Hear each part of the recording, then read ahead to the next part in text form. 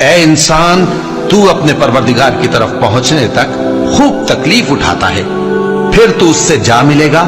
اب جس کا نامہ اعمال اس کے داہنے ہاتھ میں دیا جائے گا، اس سے حساب آسان لیا جائے گا اور وہ اپنے گھر والوں میں خوش خوش واپس آئے گا۔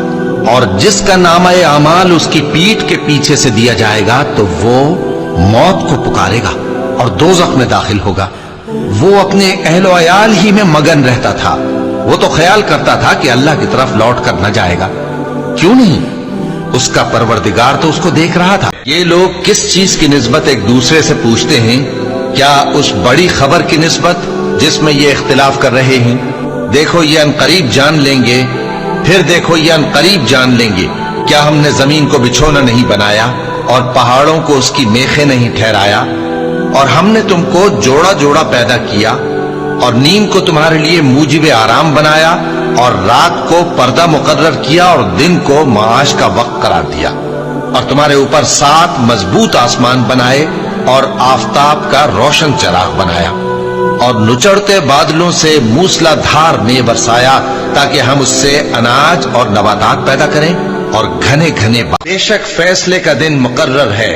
جس دن سور پھونکا جائے گا تو تم لوگ فوج در فوج موجود ہوگے، اور آسمان کھولا جائے گا تو اس میں دروازے ہو جائیں گے، اور پہاڑ چلائے جائیں گے تو وہ ریت ہو کر رہ جائیں گے۔ بے شک دوزخ گھات میں ہے، یعنی سرکشوں کے لیے کہ ان کا وہی ٹھکانہ ہے، اس میں وہ صدیوں پڑے رہیں گے۔ وہاں نہ ٹھنڈک کا مزہ چکھیں گے، نہ کچھ پینا نصیب ہوگا مگر کھولتا پانی اور بدبودار پیپ۔ یہ بدلہ ہے ان کے اعمال کے موافق۔ یہ لوگ حساب آخرت کی امید ہی نہیں رکھتے تھے اور ہماری آیتوں کو مسلسل جھٹلاتے رہتے تھے، اور ہم نے ہر چیز کو لکھ کر محفوظ کر رکھا ہے۔ سو اب مزہ چکھو، ہم تم پر عذاب ہی بڑھاتے جائیں۔ کیا لوگوں نے اللہ کو چھوڑ کر اور معبود بنا لیے ہیں؟ کہہ دو کہ اس بات پر اپنی دلیل پیش کرو۔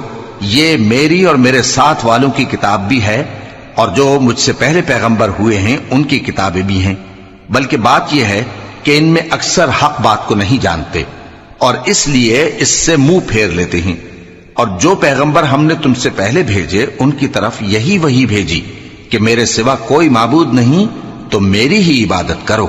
اور ہم قیامت کے دن انصاف کی ترازو کھڑی کریں گے تو کسی شخص کی ذرا بھی حق تلفی نہ کی جائے گی، اور اگر رائی کے دانے کے برابر بھی کسی کا عمل ہوگا تو ہم اس کو لا موجود کریں گے، اور ہم حساب کرنے کو کافی ہیں۔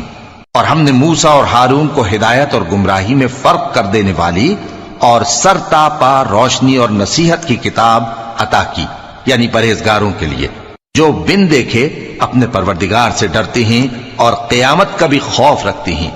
اور یہ مبارک نصیحت ہے جسے ہم نے نازل فرمایا ہے، تو کیا تم اس سے انکار کرتے ہو؟